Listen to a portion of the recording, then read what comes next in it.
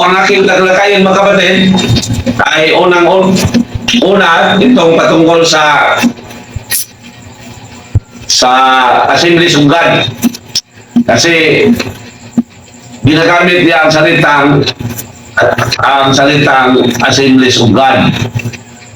Sino siya? Si Eudoros Inbel. So si Eudoros Inbel mga kapatid ay taga-Amerika, no? Siya ang nagtayo sa Assemblies of God noong 1914. So 1914 din itinayo ang Assemblies of God, no? May quote din sila sa Matthew 16:18. Assemblies, kasi church or sa katawan ng Diyos, it means also Assembly of God or Assemblies of God. So ang kanilang ipinangaral, aking Amerikana, noon lang 1914 itinayo ang Assemblies of God. 1914 lang, tulad sa Iglesia ni Cristo Felix Manalo. Ngunit, nagsasabi sila na sila ang tunay na ang tao ay hindi makakapasok sa kaharian ng Diyos kung hindi maging kaanib sa kanilang grupo. Grabe, no? Grabe yun. At dahil mayroong mga tao o marami din mga Katoliko na nais makakapasok sa kaharian ng Diyos, ay umanib sa kanila. Kasi sinasabi sa founder na si Eudoros Inbel na walang makakapasok sa kaharian ng Diyos maliban kung siya ay maging kaanib sa Assemblies of God. Basa din siya sa banal kasulatan. Ang mga Katoliko nga walang alam kasi magsimba lang ng tuwing may lindol at bagyo, dala dito. Pero hindi nila alam na ang nais ng mga founders ay ang pira lang ng mga Katoliko. So yan, no? So ang kanilang pananampalataya o paniniwala ay ang Bible rin, common, no? Sula Escritura, na walang ibang batayan sa katotohanan kundi Biblia. So, palagi ko naman yan sinagot, no? So, naniniwala din sila patungkol sa Holy Trinity. Yung sa Trinidad. Naniniwala din sila sa Panginoong Hesus na second divine person of the one God. Then, naniwala din sila na ang believers baptism by immersion. Ito ang ating tatalakayin. Kung totoo ba, no? Na through immersion ang baptism. So ito, no? So patuloy ko muna, ha? Naniniwala din sila na the Lord's Supper is a symbol expressing the believer's sharing in the divine nature of Christ. Na ibig sabihin, naniniwala sila na ang Eucharistia simbolo lang. So, sa lawas o dugo ng ating sa katawan at dugo ng ating Panginoon Hesus, at yan ay malaking kasinungalingan. So, naniniwala din sila ng confirmation, no? Baptism of the Holy Spirit. So, yung sinasabi nila na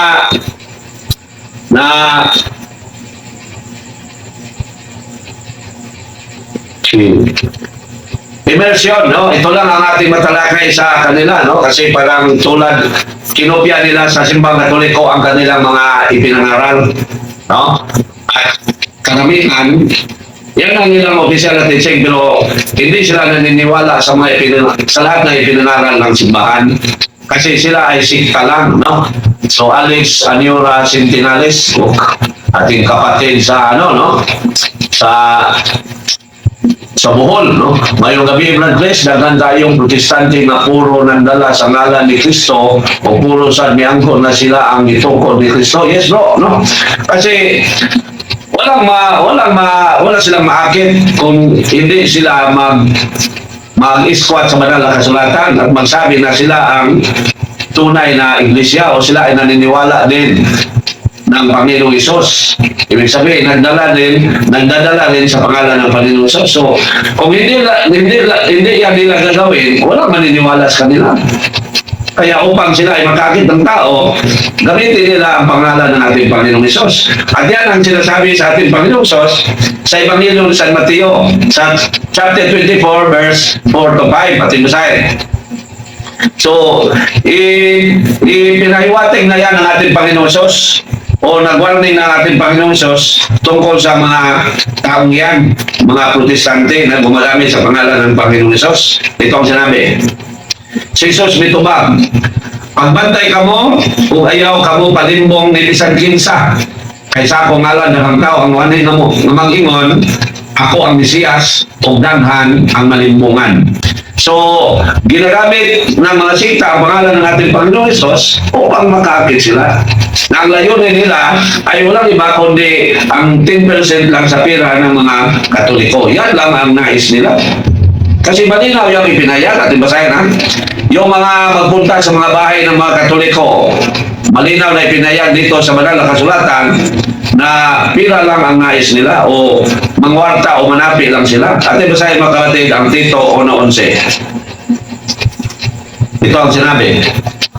Kinahanglan dinhan sila pagpanudlo kay nagsabog sila sa mga panimalay pinagi sa pagtudlo sa dili unta angay itudlo tungod lamang sa makauulang toyo sa pagpanapi. So pangwarta lang yun ang milaha.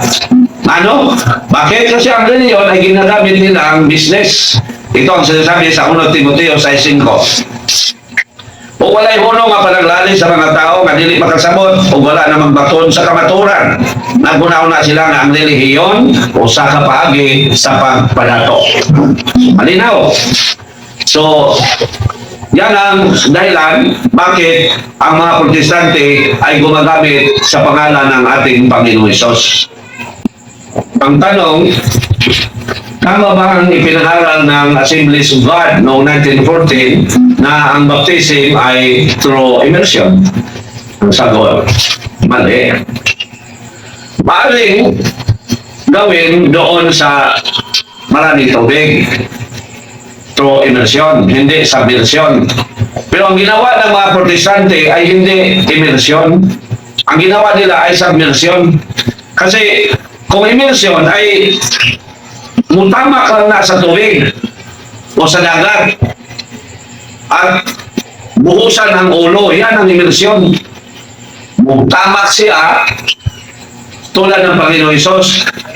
Hindi submersion. Ang ginawa ng mga protestante ay submersion. Ibig sabihin, buong katawan ang ilagay sa ilalim ng tubig.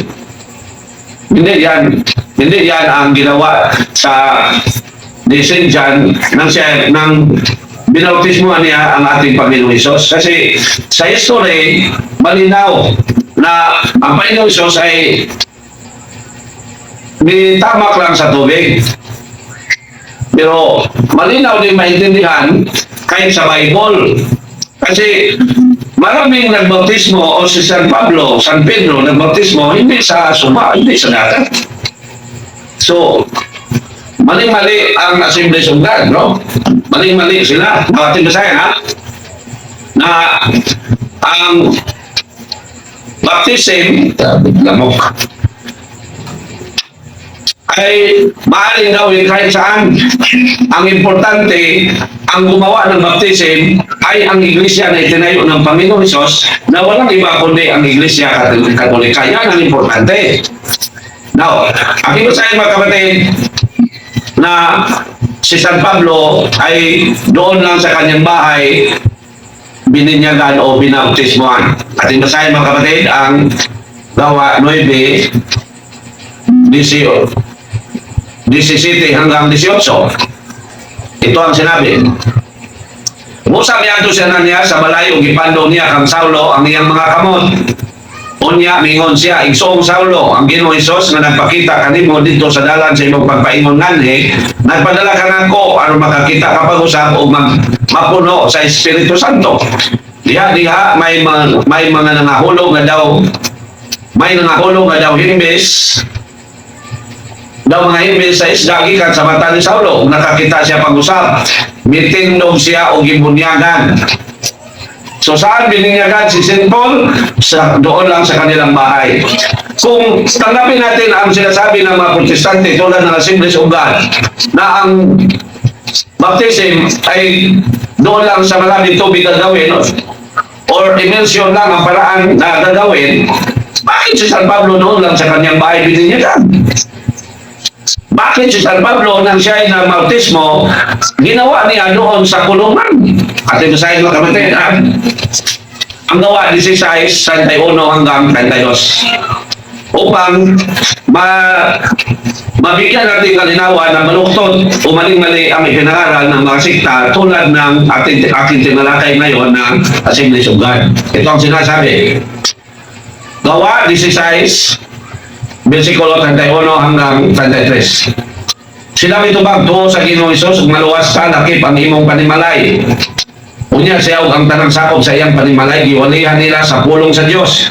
Niya tugtakna sa kagabihon, giunaran sa tinulyanan sa kansel ang ilang mga samad. O gibunyagan dayon siya ug ang iyang panimalay. So malinaw. Na Panginoon Diyos, si St. Paul ay namautismo doon sa kulungan.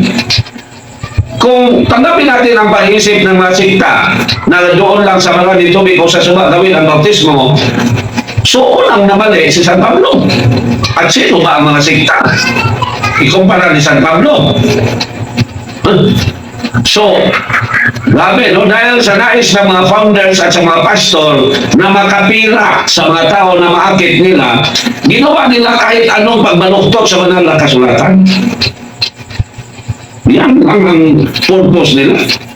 Binaluktot nila ang naisulat sa kasulatan, banal na kasulatan, upang makaakit sila ng tao na ang kanilang layunin ay pira lang sa pamagitan ng 10%.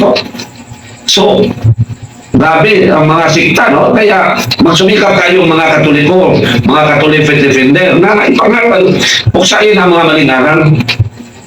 So ito pa, si San Pedro, 3,000 katao ang kanilang binautismuhan sa isa lang araw. Saan nila ginawa? Doon lang sa isang lugar. Sa history, sinasabi na open area, malapit sa kabayan. Ating basahin mga kapatid. 38 hanggang 41.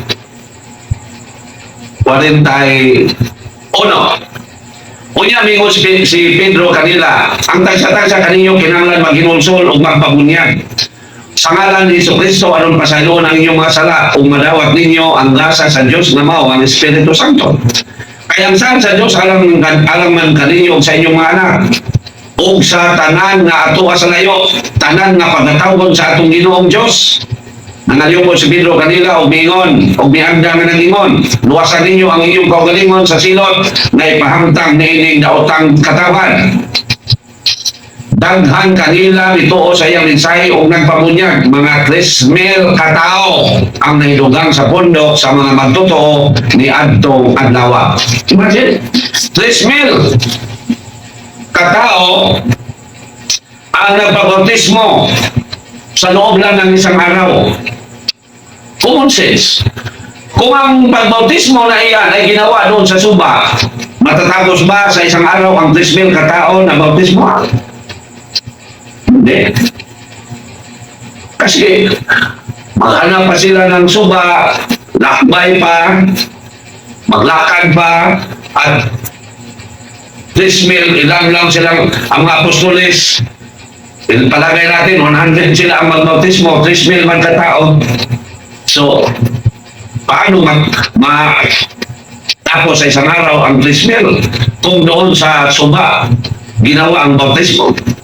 So malinaw mga kapatid na ang bautismo ay hindi kailangan doon sa suba o sa maraming tubig na gawin. Ang importante, mayroong tubig. Yan. So, tulad ng bautismo ni St. Paul at saka ng ginawa ng siya ay ng bautismo. So malinaw. So mali-mali ang ipinangaral ng mga sikta, particularly sa Assemblies of God na aking tinalakay ngayon, no? Okay. So ang iba nilang mga aral, kinopya lang, no? Ang mga major nila na mga beliefs, kinopya lang sa simbahan. Okay. Yung patungkol sa Bible na sinasabi nila na the only source of faith or batayan sa kaligtasan, palagi ko man yan, no? Kay every program na ako tinalakay ko man yan, no? Kasi sa mga sikta, sa lahat ng mga sikta ay pareho sila ng paniniwala patungkol sa Bible.